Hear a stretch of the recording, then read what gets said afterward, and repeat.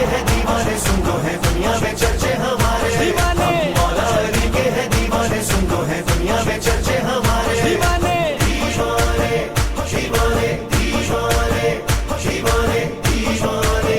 دیوانے دیوانے۔ اللہم صلی اللہ محمد و آل محمد۔ بسم اللہ الرحمن الرحیم۔ 13 رجب المرجب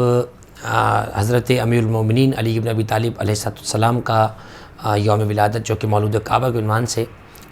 دنیا بھر کے مومنین اور مسلمین اس کو مناتے ہیں۔ مولا متقیان علیہ السلام کی جہاں بہت ساری فضیلتیں ہیں، جہاں بہت سارے مناقب ہیں، وہیں ان میں سے ان کی ایک وہ فضیلت بھی ہے کہ جس میں ان کا غیر شریک نہیں ہو سکتا۔ اور یہ عبارت خود اہل سنت کے علماء نے نقل کی ہے کہ امیر المومنین علیہ السلام کے ویسے تو تمام مناقب وہ ہیں جن مناقب میں کوئی ان کا غیر شریک نہیں ہے،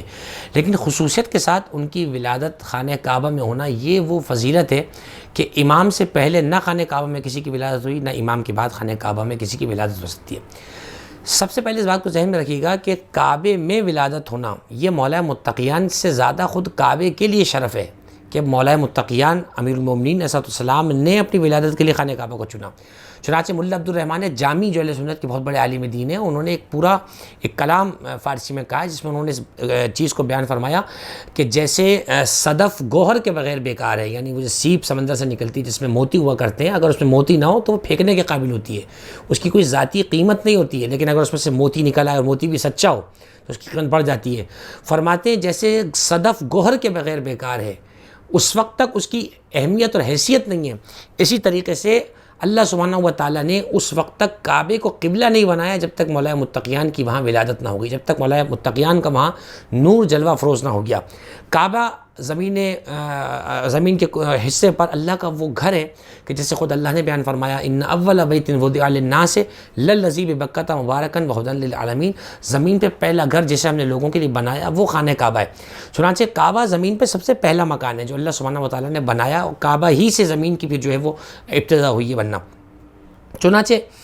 کعبے کے اندر کسی کی ولادت نہیں ہے، مولا کی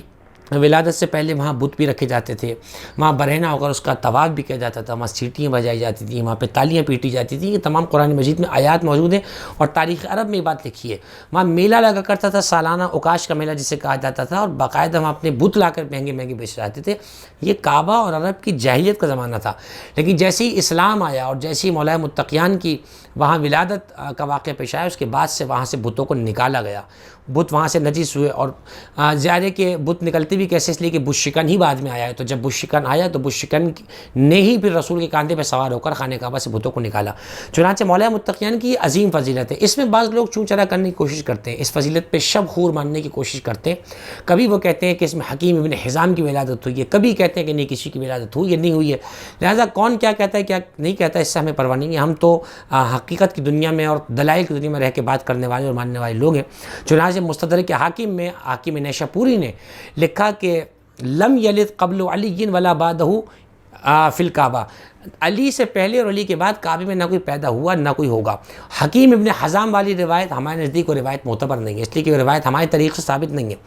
ہمارے نزدیک جو روایت ہے وہ یہ کہ مولا متقیان کی کعبے میں ولادت ہے۔ اب سوال یہ پیدا ہوتا ہے کعبے میں ولادت کا فلسفہ کیا تھا؟ کیا کبھی عبادت خانوں میں بچوں کی ولادت ہوتی ہے؟ نہیں، کبھی ایسا نہیں ہوتا ہے۔ ولادت ہمیشہ گھر میں ہوتی ہے یا اس سے متعلق مقامات پر ہوتی ہے، لیکن یہ ولادت بڑی عجیب و غریب معاملہ ہے۔ اللہ سبحانہ و تعالیٰ نے یہ راز اس لیے رکھا، دیکھیے اگر حضرت امیر المومنین کی ولادت کعبے میں نہ ہوتی تو پھر نصیریوں کا اعتراض بجا ہو جاتا کہ یقیناً علی خدا ہیں۔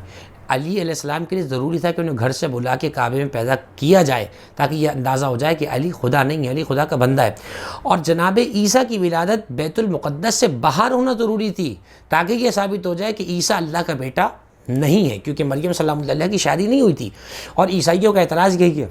وہ کہتے ہیں کہ مریم اکیلی رہتی تھی لہٰذا اللہ کے گھر میں تھی، تو عیسیٰ ابن اللہ ہے نعوذ باللہ، اور اللہ کی روح سے پیدا ہوا ہے، جیسا کہ قرآن کی آیت بھی موجود ہے۔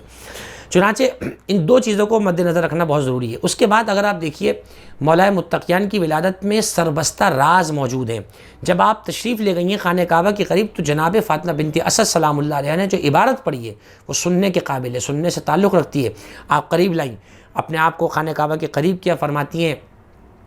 اشہد انک وحدک لا شریک، پروردگار میں گواہی دیتی ہوں تو تنہا ہے، تو وحدہ لا شریک ہے، واشہد انک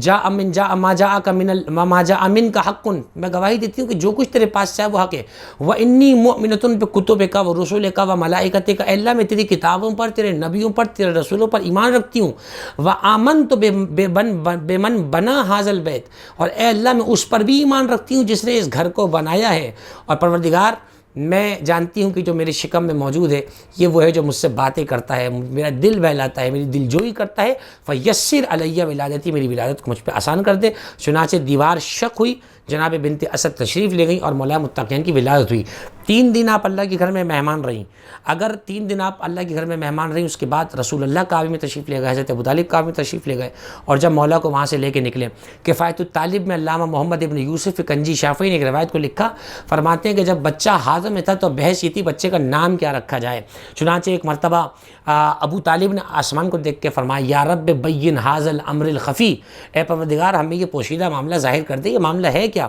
چنانچہ آسمان کے پردوں سے آواز آئی علی اشتق من اسمہ علی، آسمان سے آواز آئی کہ علی نے اپنے نام سے نکال کر اس بچے کا نام علی رکھ دیا ہے، چونکہ خود اللہ علی العظیم ہے، چنانچہ اللہ فرماتا ہے میں نے اپنے ہی نام سے علی کا نام رکھ دیا ہے، چنانچہ یہ مولا کا نام پڑا اور آپ کی ولادت ہو گئی۔ شیخ جعفر کاشف الغطا نے جنت الماوا میں ایک عجیب بات لکھی، فرماتے ہیں کہ 13 رجب کو میں کسی مومنین کی مجلس میں میلاد میں تشریف لے گیا،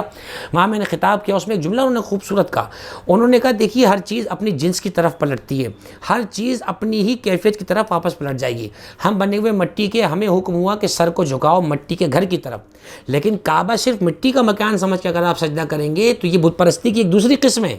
لیکن وہ فرماتے ہیں کہ کعبے کو سجدہ اس لیے ہے کیونکہ کعبے میں اللہ نے جس نور کو پیدا کیا ہے، اصل مقصد یہ تھا کہ اس نور کی طرف، اس کی معرفت کی طرف دل کو جھکایا جائے، چنانچہ وہ فرماتے ہیں کہ فالشیء لاحق بجنسہ، ہر شے اپنی جنس سے جا کر مل جاتی ہے، فالنور للنور فالارض للارض فالتراب للتراب، فرماتے ہیں زمین زمین کے لیے ہے، مٹی مٹی کے لیے ہے، نور نور کے لیے ہے۔ اس کا مقصد یہ ہوا کہ سر یقیناً کعبے کے سامنے جھکے گا، سر یقیناً اللہ کے لیے جھکے گا، لیکن روح چونکہ نور ہے، اس نور کو ضروری ہے، اس روح کو ضروری ہے کہ اس نور کے سامنے معرفت کے آگے جھک جائے، جسے نور علی ابن ابی طالب کہا جاتا ہے، جسے نور محمد و آل محمد کہا جاتا ہے۔ اسی وجہ سے کہا گیا کہ جو محبت اہل بیت نہ رکھتا ہو اس کی نمازیں بیکار ہیں، اگرچہ اس کا سر کعبے کے سامنے ہے لیکن چونکہ اس کی روح اہل بیت سے منحرف ہے لہذا اس کی بات قبول نہیں ہوگی۔ چنانچہ مولود کعبہ کے حوالے سے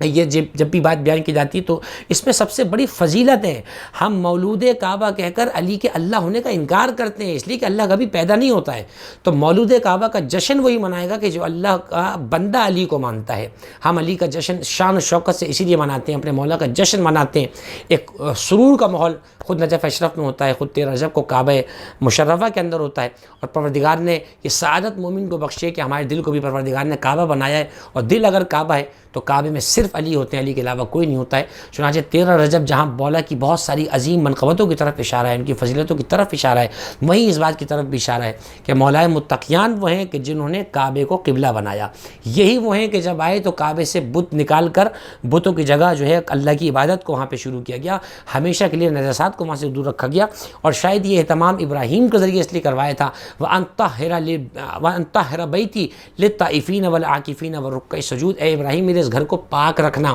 میرے اس بیت کو پاک رکھنا، طواف کرنے والوں کے لیے، رکوع سجدہ کرنے والوں کے لیے۔ تو میں کہوں گا نہ ابھی طواف ہو رہا ہے، نہ ابھی رکوع ہو رہا ہے، نہ سجدہ ہو رہا ہے، ہاں یہ سب ہوگا، لیکن اگر 13 رجب کو پہلے ابو طالب کا بیٹا علی پیدا ہو جائے تو یہ سب ہوگا۔ اور پھر آخر جملہ کہہ کے بات کو تمام کر رہا ہوں، وہ بھی بڑا عجیب منظر تھا کہ جب رسول اللہ تشریف لے گئے تو کہتے ہیں کہ میں نے دیکھا میری